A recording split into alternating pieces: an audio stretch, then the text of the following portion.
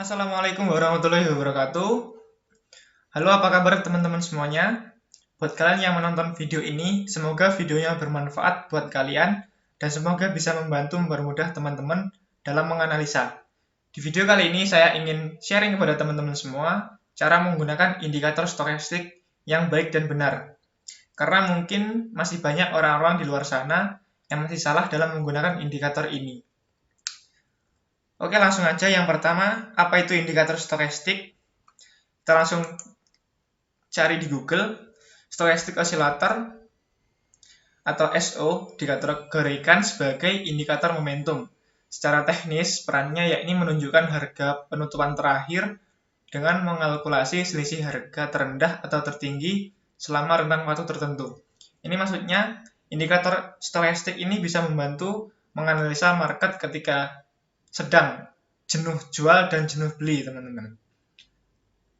Jadi, osilator di sini berfungsi untuk memberitahu kita bahwa market itu sedang overbought atau oversold. SO atau Stochastic Oscillator terdiri dari komponen yang kompleks sehingga kegunaannya lebih luas. Hasil pengukuran tidak sekedar berpatokan pada level overbought, jenuh beli, dan oversold, jenuh jual. Ada dua garis osilator yang harus diperhatikan untuk menemukan sinyal jual beli, sinyal beli yang lebih terkonfirmasi. Ini maksudnya di indikator stokastik ini terdapat dua garis yang apabila ketika mereka melakukan persilangan itu bisa menjadi konfirmasi bahwa kita bisa melakukan open posisi buy atau sell di waktu itu.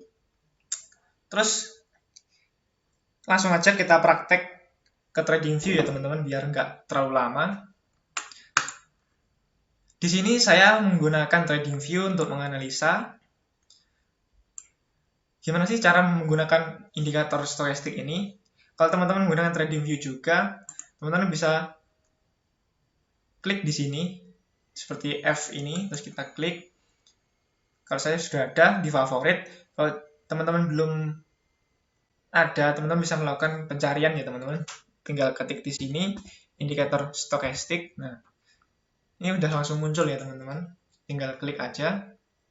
Nah, seperti ini tampilan indikator stokastiknya.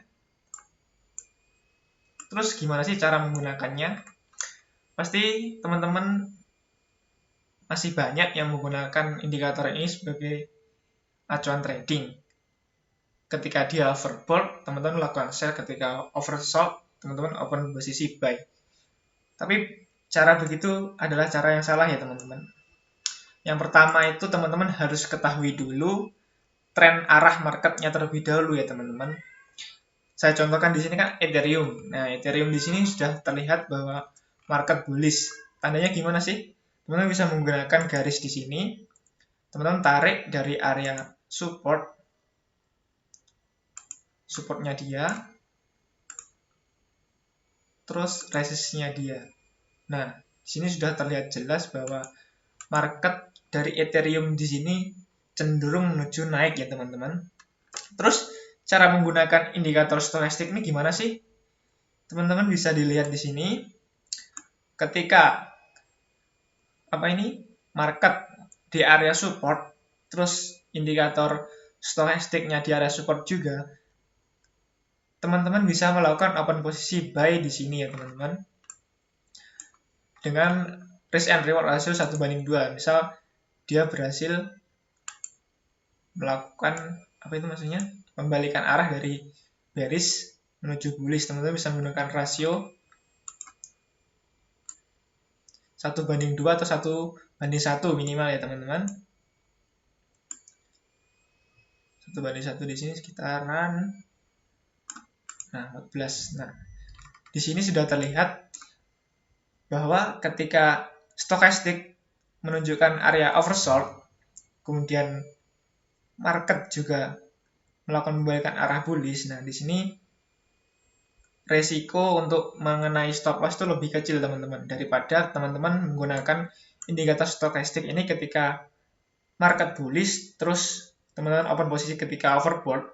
Di sini saya contohkan di sini ya teman-teman. Nah, Contoh di sini, teman-teman tinggal lihat aja. Kalau teman-teman open posisi sell di sini, saya hapus dulu. Menggunakan open posisi penjualan ketika market bullish, misal di sini. Nah, jika teman-teman menggunakan risk and reward ratio 1:1 aja, ini nggak kena teman-teman, malah teman-teman terkena stop loss-nya teman-teman. Jadi saya saranin untuk menggunakan indikator ini dalam market trending terus open posisi sell itu jangan sampai ya teman-teman. Kecuali dia uptrend terus open posisi kita buy. Saya contohkan lagi di sini ada. Nah, ini. Dia sudah menyentuh area oversold. Kemudian kita open posisi buy. Untuk risk and reward ratio itu minimal 1:2 ya teman-teman. Nah, contohkan di sini. Stop loss-nya kita di low-nya dia yang terakhir. Nah, ini kan 5%. Teman-teman bisa lihat ini 11%. Jadi 1:2 ya teman-teman risk and reward ratio-nya. Kemudian di sini teman-teman juga bisa lihat. Nah, saya contohkan aja di sini.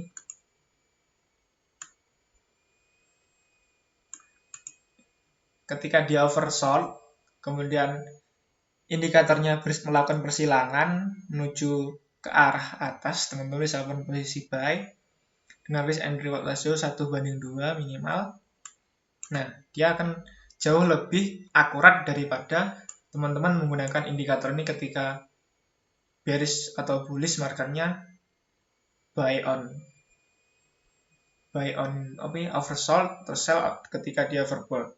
Itu jangan ya teman-teman. Saya contohkan kalau ketika dia sedang mengalami downtrend. Ntar saya cari dulu marketnya. Nah, sedikit aja di sini. Ketika dia downtrend, teman-teman bisa menggunakan garis di sini sebagai trendline. Nah, di sini sudah terlihat kalau dia lagi mengalami downtrend ya teman-teman. Teman-teman bisa menggunakan garis atau menggunakan tambahan indikator untuk mengetahui trendline-nya dia. Nah, ketika di sini dia sudah mengalami overbought teman-teman. Overbought, kemudian teman-teman open posisi sell, risk and reward ratio-nya harus minimal 1:2 ya teman-teman. Atau seminimalnya 1:1.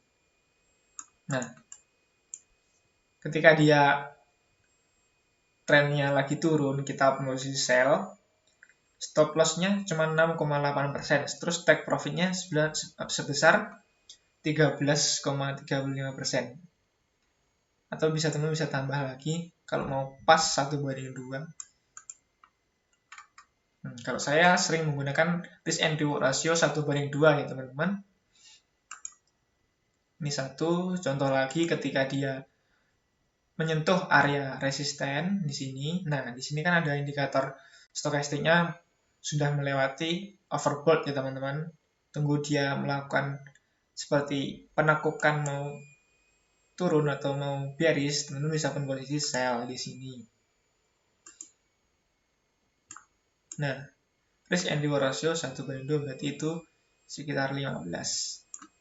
Nah, ini akan jauh lebih akurat daripada teman-teman ketika market downtrend, open posisi buy, ketika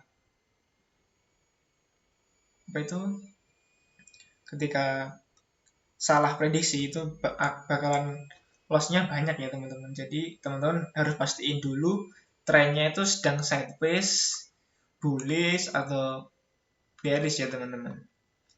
Kalau sideways, saya coba cari. Nah, di sini ada sedikit sideways.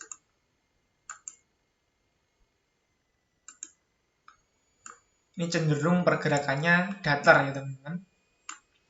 Kalau sideways, saya saranin untuk teman-teman itu jangan open posisi dulu ya teman-teman. Tunggu dia melakukan breakout ya teman-teman. Breakout atau breakdown. Nah, saya contohkan di sini ketika dia berhasil break area resisten di sini, teman-teman bisa open posisi di sini. Tapi kalau menggunakan indikator ini nggak bisa ya teman-teman. Teman-teman bisa belajar lebih dalam mengenai price action